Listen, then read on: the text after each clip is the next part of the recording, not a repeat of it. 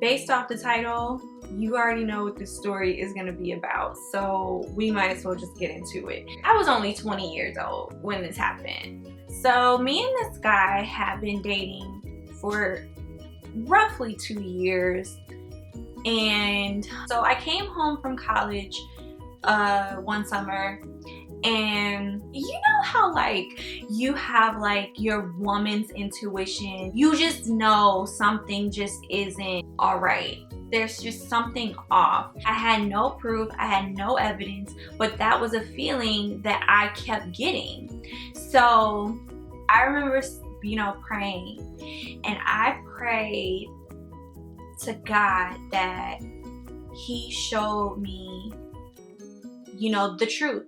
That's all I wanted. I just wanted to know the truth, because I was just at a point where I just felt like something was up. I didn't really know what was up. Like I said, I didn't have any proof, but I was at a crossroad. I'm like, you know, we did break up and take a break, but, you know, if you can, you know, reveal what his intentions are, you know, like reveal who he really is to me, so I can, you know, just have a better understanding of the situation, and then at that point I can hopefully decide if this is where I want to be, or if it's time for me to move on and like let it go.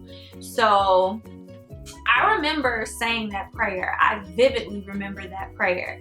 And so one day, you know, I'm in summer school, I'm taking calculus, and I'm in class, and like almost suddenly, like I felt so sick. Like I didn't wake up with anything. Like, you know, before I went to school, I didn't feel funny or anything like that. It was literally, I was in class, I just suddenly just felt super sick. Like it was hot, okay? Instead of being hot like everybody else, I was super cold, like to the point where I had to put on like a jacket. I was like shivering. I was so cold, and I just felt so weak. Like I literally had no energy. Like I felt like I couldn't even drive myself home. Like that's how bad I felt. And so, you know, class lets out, and I did 15 miles an hour all the way home because I was so weak, and like that was just the best I could do. Like I just felt like I just had no energy. I was so weak, and I was just so sick so fast. So I get home, it's like 8 p.m. and like I just need to, you know, maybe I just probably just need to get some rest. So I get in the bed and I text Benjamin. So I'm like, hey, you know, I'm not really feeling well. You know, these are my symptoms. You know, if I need to go to the emergency room, you know, later on tonight, would you be able to take me? Because, you know, I had a lot of trouble driving home, blah, blah, blah. He texts back and said, well, I don't know, because I have to work late. Bruh. Now, had I not been sick, an argument would have automatically ensued, okay? An argument would have ensued, because the type of job that he had, there was no working late. But this particular night, I was so sick and so weak, I literally just looked at the phone. Boy, if you don't get... And just went to sleep. I'm just like, you know what? I don't have time.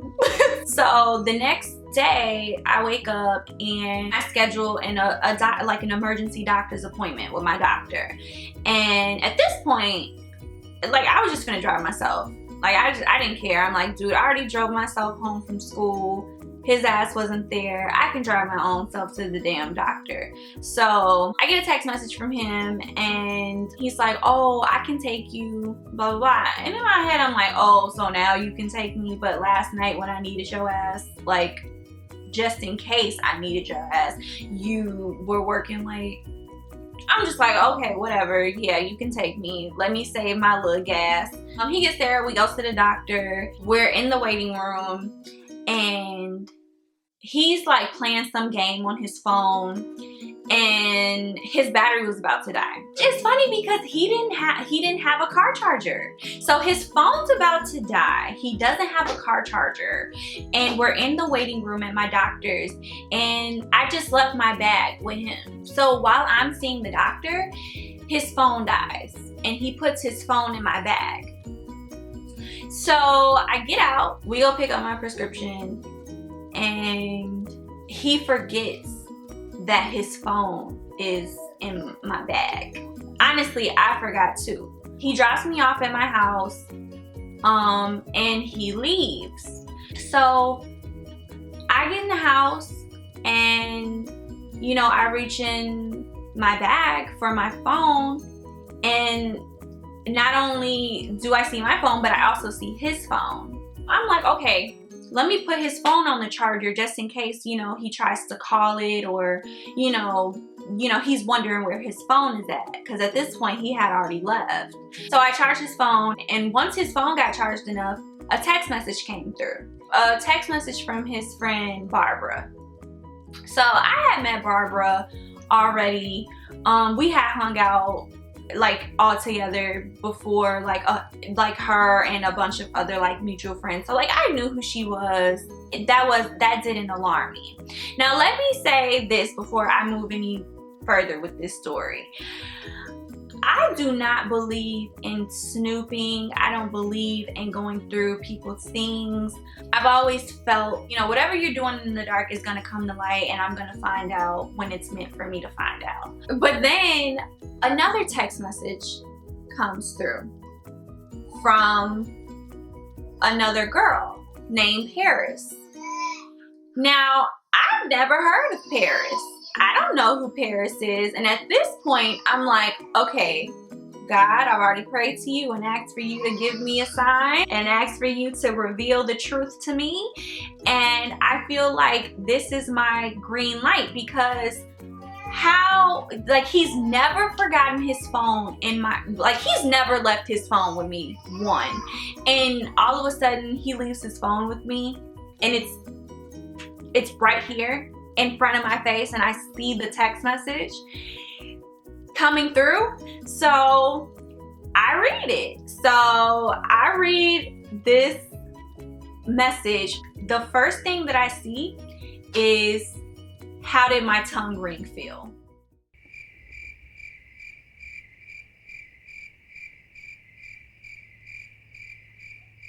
When I say, like, everything was there, everything was there that I needed to know in order to make my decision about this fool that I had been dating. So I started just reading.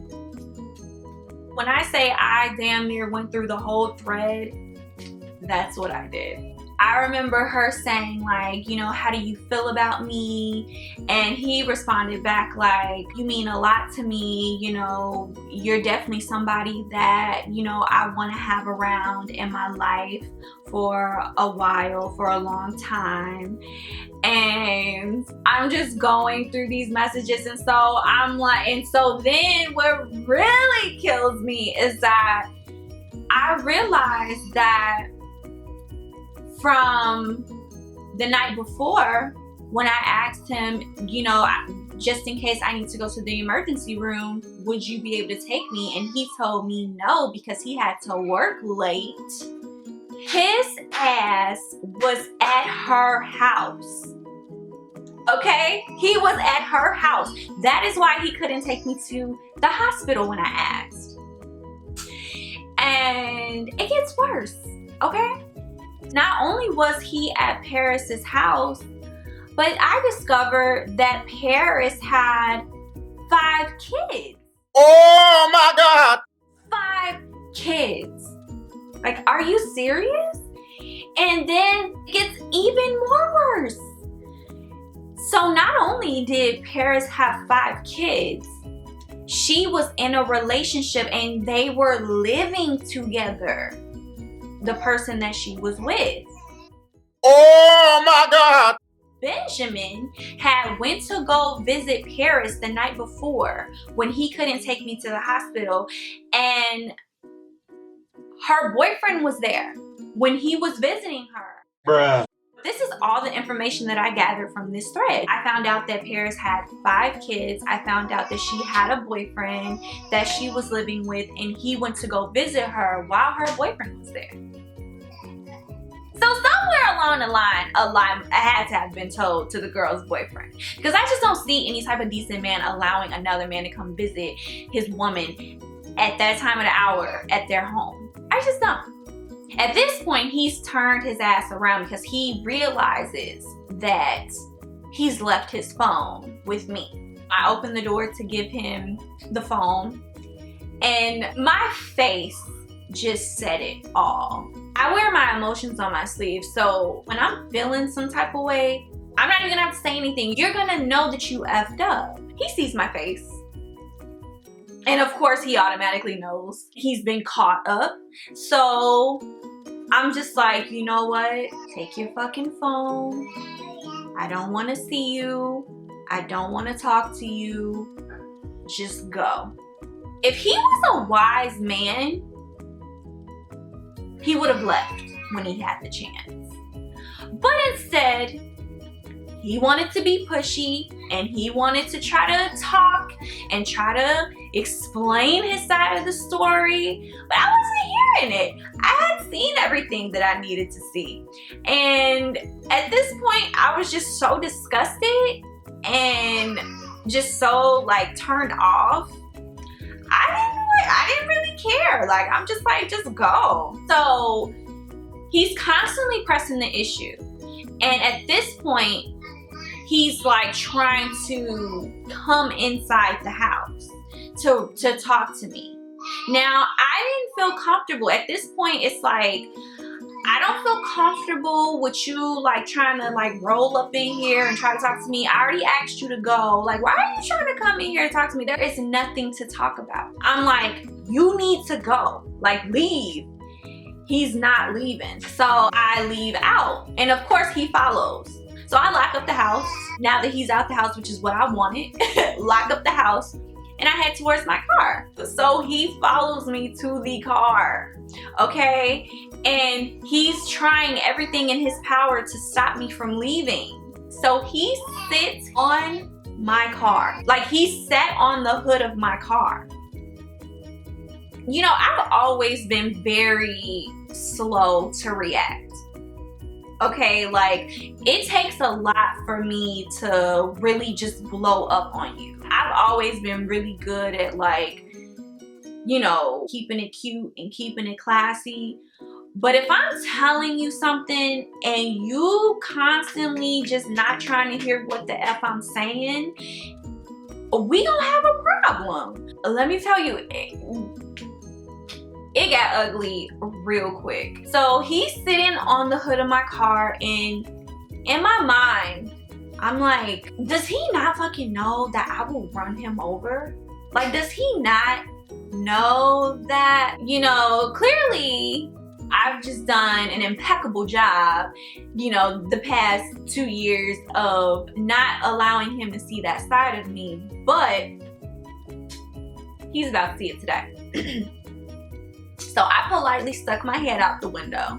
If you don't get your ass off my car, I'm gonna run you over. I'm gonna pull this fucking car off with you on top of it. So if you don't want to get ran over, get the fuck off my car. He must have thought I was joking. He's still sitting on my car. What do? I slammed down on my brake with him on the car. He went flying off, and I slammed on the brake to stop. Like, didn't I tell your ass? And he got up off that ground, and he's like, what the F is wrong with you? You're effing crazy. You really just tried to run me over. It's like a huge shouting match outside my house. And I'm like, shut the F up. It got real messy. Mind you, I'm still recovering from being sick, which really sucked. And it's just like, dude, how dare you? We'd been together for almost 2 years, and like, this is how you show your appreciation to me? You allow yourself to disrespect me and live this double life and not putting me as a priority. I got my evidence and I'm just like, peace, farewell. And what kills me too is that, like, he wasn't even cute. Try to stunt on anybody. I've never been that type. I've always been pretty straightforward, and if he was cute, I would say, he was cute. He was a cute guy. Like, no. It's just like, dude, you're not even cute. You're not even cute. Congratulations. You just played yourself. So that is my first story time about, the guy that I was dating at the time, Benjamin, living a double life, me finding out about it, and me trying to run him over with my car because he wouldn't leave me the F alone. Let me know if you guys want to hear more story times. Please don't forget to like, comment, and subscribe. And I'll see you guys in my next video.